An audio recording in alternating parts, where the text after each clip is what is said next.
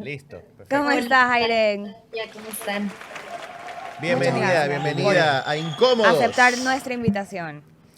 O- Hola, ¿qué tal? Muchísimas gracias por la invitación. Chéverísimo. Bueno, A ver. tenemos muchísimas cosas de las que quisiéramos conversar.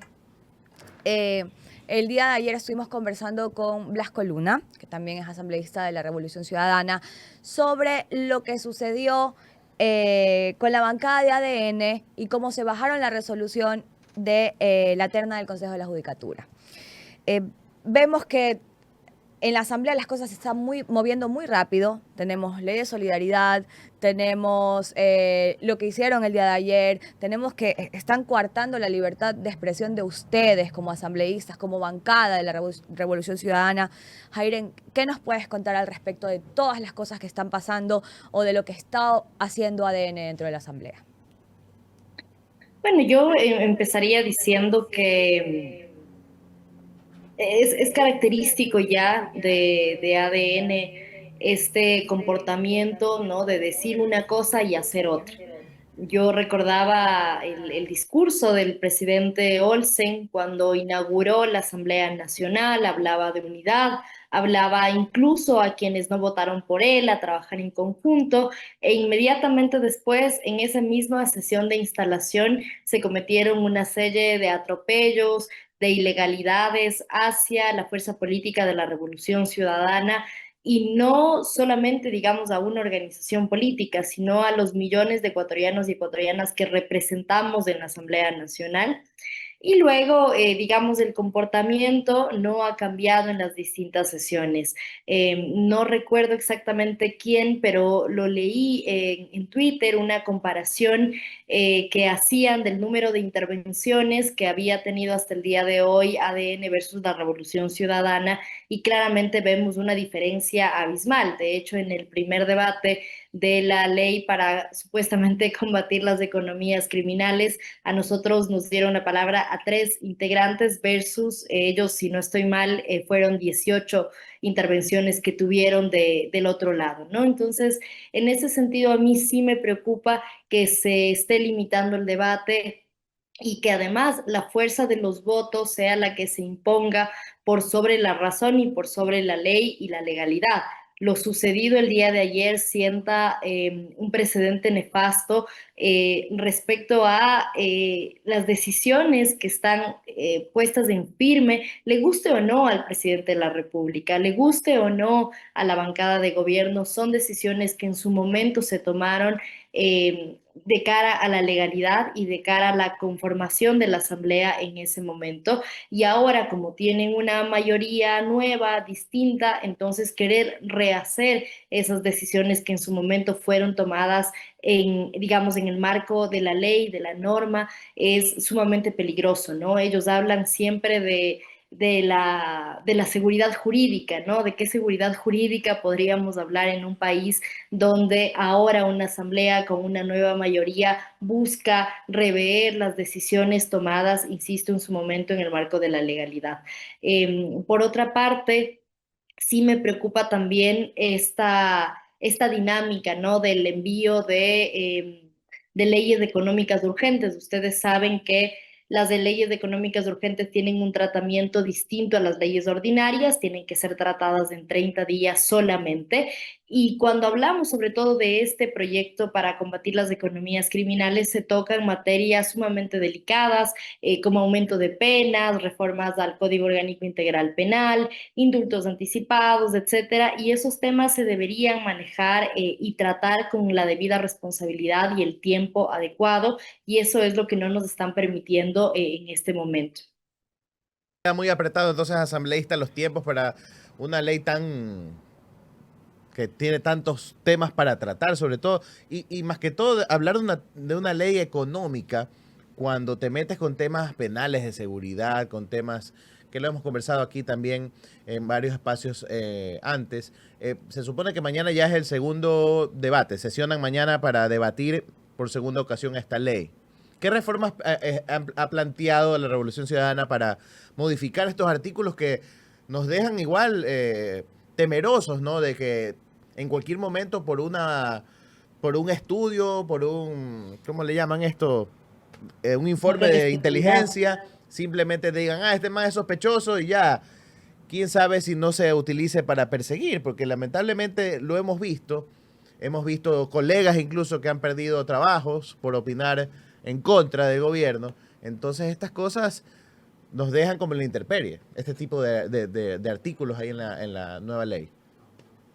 Bueno, nosotros desde el primer día, después de analizar la ley enviada, nos dimos cuenta que claramente, digamos, era una ley inconstitucional y una ley sobre todo, yo le diría, incompleta, porque si queremos atacar las economías criminales y solamente en un capítulo demasiado pequeño, ¿no es cierto?, corto, se nombra el papel de la UAFE y es para darle digamos, mayores competencias, ¿no? En el marco del conflicto armado interno, pero no se le otorga ni personal, ni presupuesto, ni se habla de tecnologías para detectar la trazabilidad del origen, del destino de los fondos. Entonces, yo siento un poco que nos están viendo la cara, ¿no? Que no sería la primera vez, porque el presidente Noboa envió a la Asamblea Nacional el periodo pasado una serie de leyes bajo la promesa de retomar la seguridad. Recordemos las leyes, que no fue una, si no estoy mal, fueron tres, no más apagones, ¿no? Y al final tuvimos apagones,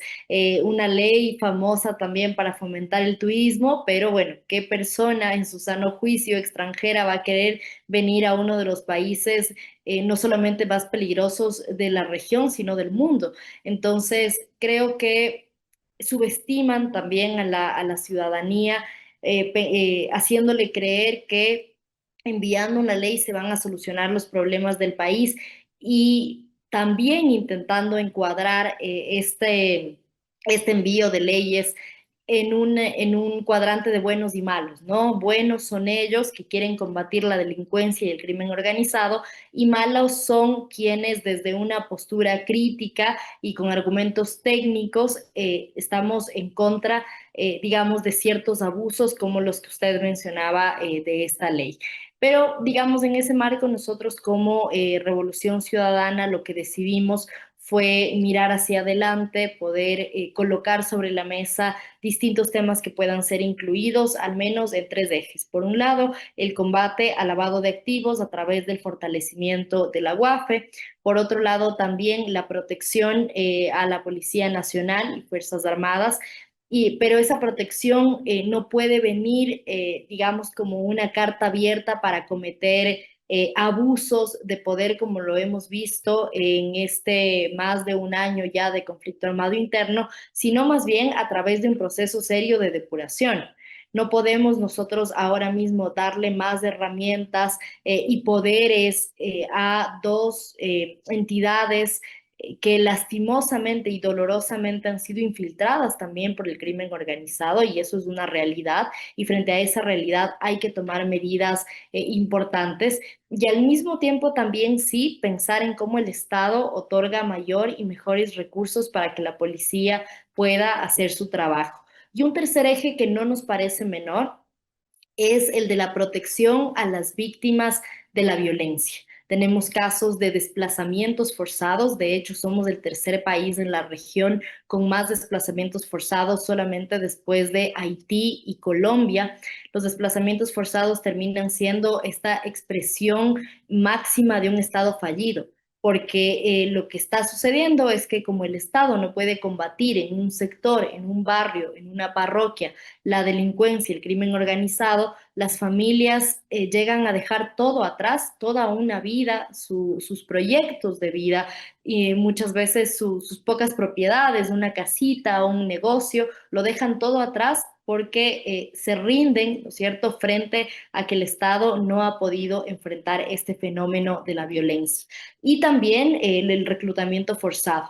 Esto es algo que a nosotros nos parece importantísimo porque los propios medios de comunicación han reportado a través de artículos, a través de reportajes, cómo existen niños y niñas que están siendo reclutados para ser parte de estos grupos de delincuencia organizada, niños que están siendo carne de cañón y niñas que están siendo usadas como moneda de cambio sexual, ¿no? En estas estructuras criminales, ¿no? Esto es algo que incluimos también en nuestro proyecto alternativo que le presentamos al país. Y tengo que decir que me alegra mucho ver que el día de ayer el presidente de la República, a través de un decreto, dictó como prioridad nacional prevenir y erradicar el reclutamiento de menores para grupos de delincuencia organizada. Vemos que cuando nos escuchamos sí que podemos hacer las cosas mejor. Insisto, fue una propuesta de la Revolución Ciudadana, ha sido acogida ya a través de un decreto y esperamos que también sea acogida en la ley.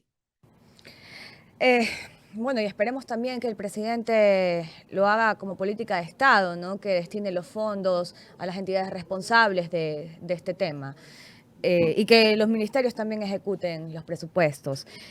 Antes de dar paso a la entrevista contigo, Jairen, estábamos viendo un reportaje sobre la ley de inteligencia y es algo que nos preocupa aún más, dado el contexto de cómo se ha venido dando el tema de cómo el gobierno trata a sus adversarios, ¿no? Entonces, es una herramienta, consideramos que es una herramienta bastante delicada.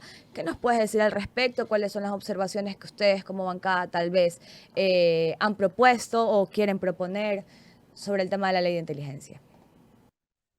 Nos están, me parece que nos están acostumbrando y nos están orillando a aceptar una supuesta seguridad a cualquier costo, ¿no? Y entonces el que cuestiona es parte de un GDO, ¿no?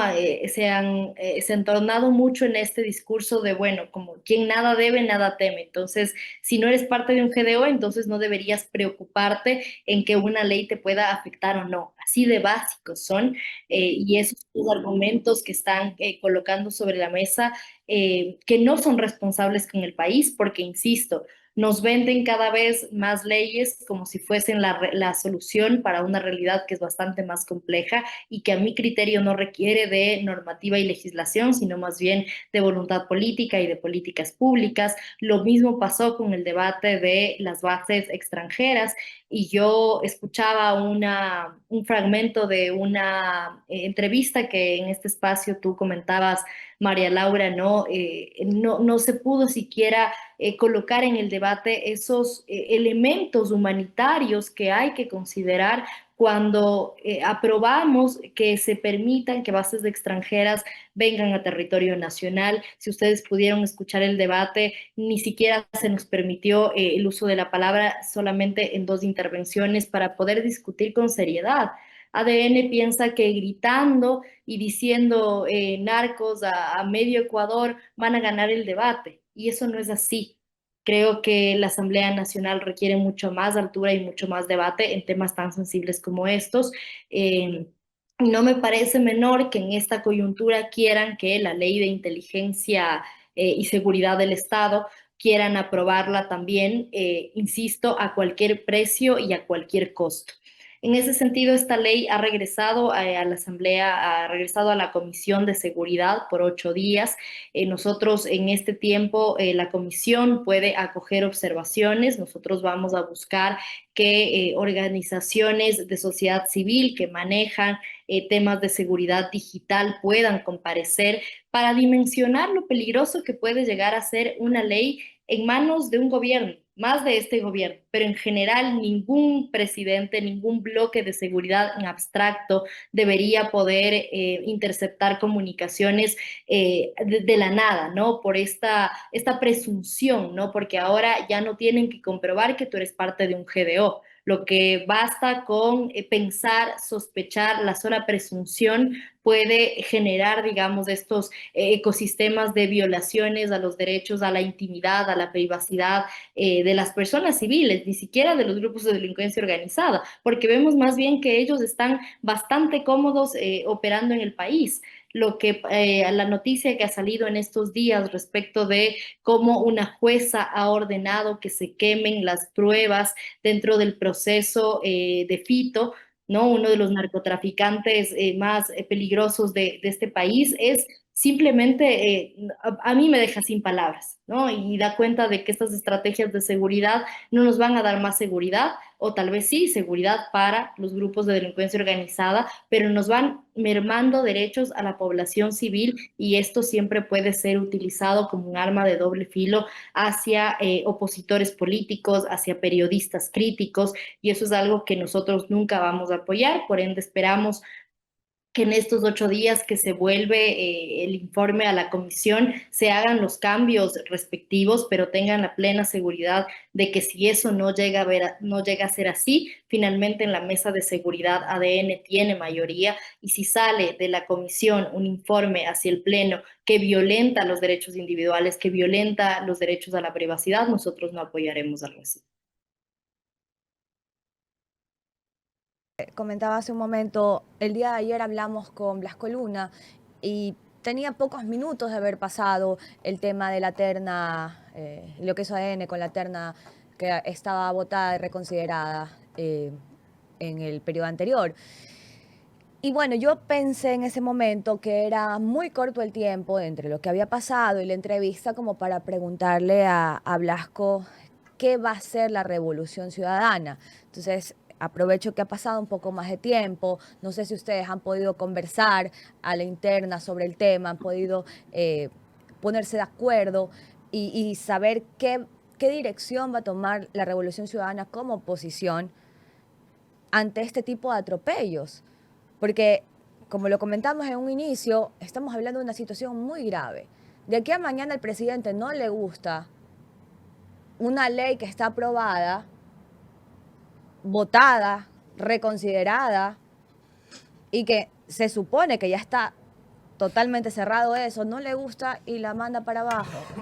Entonces, ¿cuál es la postura de la Revolución Ciudadana? ¿Qué van a hacer? Ayer Blasco me decía que ellos aprovechan los espacios en este tipo de medios como para romper un poco el cerco mediático, pero ¿es suficiente con apelar a la opinión pública? ¿Es suficiente con apelar a la gente? ¿O tienen otras medidas? Mira, yo escuchaba ayer en digamos, las intervenciones de algunos legisladores del Partido Social Cristiano que me parecían adecuadas en este contexto. Ellos decían que ahorita lo que correspondería, más allá de nosotros como fuerzas políticas, las personas que fueron designadas en esa terna tienen obviamente la posibilidad, la oportunidad de colocar una acción de protección porque son sus derechos finalmente los que están siendo vulnerados, pero frente a la desinstitucionalización del país, me parece que ponerle todo el peso de lo que está pasando a la revolución ciudadana, creo que no es una estrategia efectiva y creo que tampoco es algo que nosotros vamos a poder enfrentar solos, ¿no? ¿Qué están diciendo ahora mismo, qué sé yo, el Colegio de Abogados? ¿Qué están diciendo ahora mismo los expertos en este tema? ¿Qué está diciendo la academia, las universidades? Es decir, el descalabro de este país es tal que una sola fuerza política alce la voz frente a estos atropellos me parece que es insuficiente. Además, yo te digo, no sabemos hasta dónde pueden llegar a ir. Lo que sucedió el día de ayer, siento que estamos compitiendo en una cancha eh, donde todavía no logramos descifrar a qué adversario nos estamos enfrentando. Y te digo, no logramos descifrar porque lo de ayer era algo que nadie se esperaba. O sea, ¿quién se va a esperar que por medio de una resolución, que si vos quieres las resoluciones son como las herramientas más, ¿qué te digo? Como fáciles de aprobar, ¿no es cierto? No, no es una ley, no es un veto presidencial, es una herramienta bastante de primer orden, si tú quieres. A través de una resolución se baje en una decisión que, como tú dices, fue votada, fue reconsiderada, fue enviada al Consejo de Participación Ciudadana en los tiempos que corresponda. Y ojo, que esa resolución ni siquiera se socializó con los legisladores, porque cuando tú vas a votar cualquier tema, ¿no es cierto? En tu curul electrónica tienes los documentos adjuntos, ya sea de la ley, del proyecto de resolución o de lo que sea, y ni siquiera nosotros teníamos adjunta la resolución que se estaba debatiendo a ese nivel. Entonces, yo te diría que también hay una especie de desconcierto no desde la falta de estrategia política, porque de hecho en nuestras filas tenemos colegas que son ex cancilleres, fueron ministros, subsecretarios, compañeros y compañeras que llevan mucho tiempo en la Asamblea Nacional y no es la primera vez que somos oposición y no es la primera vez que tenemos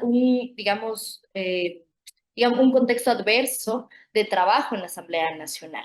Pero esto es otra cosa totalmente, porque ellos han decidido jugar al margen de la ley, de las normas y de todo lo que está establecido. Entonces, obviamente llama la atención y frente a eso no cabe más que ser reactivos porque no sabemos exactamente qué van a hacer el día de mañana, qué decisión van a reconsiderar. Y si en este país no existen instituciones fuertes, si no hay una corte constitucional que alce la voz, si no hay otras funciones del Estado que digan algo respecto de lo que está pasando, es muy poco lo que nosotros podemos hacer. Impresionante, la verdad es que a mí no deja de sorprenderme las cosas que suceden en este país a diario. Hay gente acá en el chat que está preguntando si la asambleísta está recibiendo carpetas, está soltera, está casada. La gente siempre pregunta cosas en el chat, entonces ahí le mandamos sus saludos también. Un beso, un abrazo. Bueno, siempre hay que mirar qué hay, qué ofertas hay. Muy bien, muy bien. ¿Ves? Ya tienes ya una se tribuna acá. por acá. Emocionada la tribuna. Teníamos una pregunta, porque justo habíamos hablado también de que se estaba restringiendo el tema de la libertad de expresión para los asambleístas. Y acá tenemos a nuestro compañero Danilo que quiere hacerte una pregunta. Claro, es que justo ayer estábamos hablando sobre el tema con Blasco también, ¿no? Sí. De lo que le hicieron en la comisión, sí, ya mismo, de lo que le hicieron en la comisión de participación ciudadana. Un ratito, Sí, cierra el micrófono.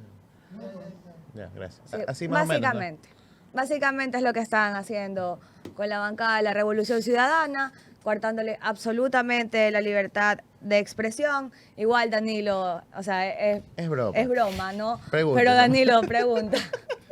Pregunta. ¿Ya puedo? Sí, ya puede. No sé qué pregunta. Saludos, pues al menos. Un saludo, Yairen, y bueno, la verdad es que como decías tú, estoy totalmente de acuerdo, ya no se sabe qué esperar. Yo, el otro día aquí mismo en el programa decía, a manera de broma, ¿para qué fuimos a elecciones? Pues prácticamente, ¿para qué votamos? Si no se está respetando nada, es lo que tienen que decir. Bueno, pues Yairen, te agradecemos un montón que te hayas dado el tiempo para estar con nosotros acá. Esperamos tenerte en alguna próxima oportunidad conversando sobre más temas de lo que pasa hoy en la Asamblea y de temas importantes para el país. ¿Algún saludo final que quieras dejarnos? ¿Alguna voz de esperanza que nos quede? Porque la gente acá en el chat dice, bueno, pero que alguien que nos dé algo de luz, porque con todas estas noticias y las cosas que hablamos, ya uno se queda como bajoneado, como y entonces, y creo que lo peor que podemos hacer es perder ese espíritu combativo. A resistir. Un abrazo, Jaime, muchísimas gracias. No, un abrazo, muchísimas gracias por la invitación y a toda esa gente que nos mira, decirles que como Revolución Ciudadana seguiremos peleando por nuestros derechos, seguiremos peleando por la educación pública, por la salud pública, por un plan, verdadero plan de seguridad, y que tengan la certeza de que no vamos a bajar los hombros y que siempre sus palabras de aliento, de apoyo, nos ayudan a continuar en este camino que sin duda es complicado, pero para eso estamos, para luchar y luchar juntos. Muchísimas gracias.